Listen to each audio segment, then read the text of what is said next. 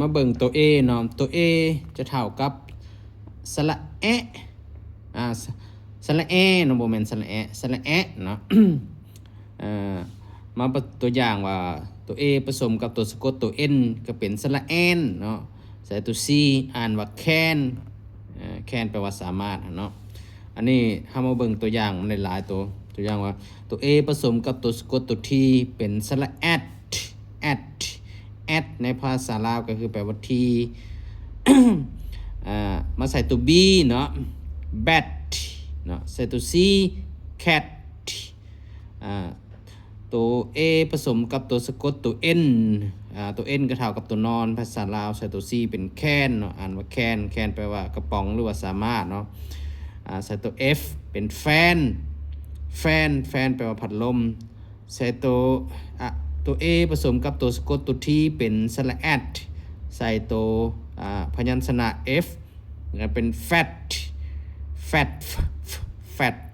แปลว่าตุ้ยเนาะหรือว่าอ้วนตัว A ผสมกับตัวสะกด ND เนาะตัว N กับตัว D นี่สามารถเป็นตัวสะกดได้แต่ว่าในภาษาลาวตัวสะกดจะมีแต่ตัวเดียวภาษาอังกฤษจะมีหลายตัวเนาะคือตัว ND เป็นสระแอนแล้วมีเสียงตัวดอทางท้ายเป็นสระแอนใช้ตัวพยัญชนะ H อ่านว่า hand แปลว่ามือเนาะใส่ตัวพยัญชนะ L หรือใส่เป็นแลนแปลว่าดินหรือว่าที่ดินตัว A ผสมกับตัวสะกดตัว N เป็นสระแอนใส่ตัว M เป็นแมนแปลว่าผู้ชายหรือว่าสุภาพบุรุษก็ได้เนาะตัว A ผสมกับตัวสะกดตัว P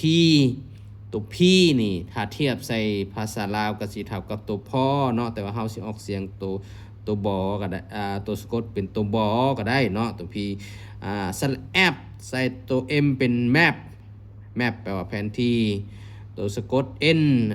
ตัว A ผสมตัวสะกด N ใส่ตัว P เป็นแพนตัวนี้แปลว่า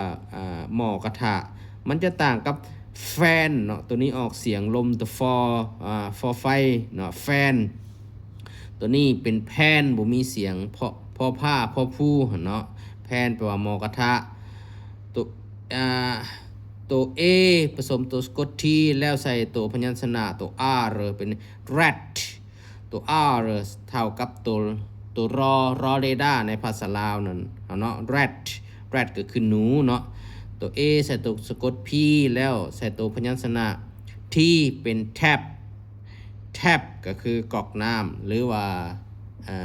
กับดักหนูก็ได้เนาะตัว A ใส่ตัวสะกด N แล้วมาใส่ตัวพยัญชนะ V อ่านว่าแวนก็คือรถตู้เนาะตัว A ใส่ตัวสะกดตัว X เนาะ X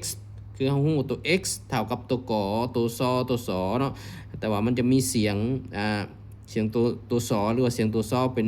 ใส่ตัวพยัญชนะ W เป็น wax ก็คือขี้ผึ้งเนาะอันนี้คือตัว A เนาะตัว A ที่เท่ากับเสียงสระ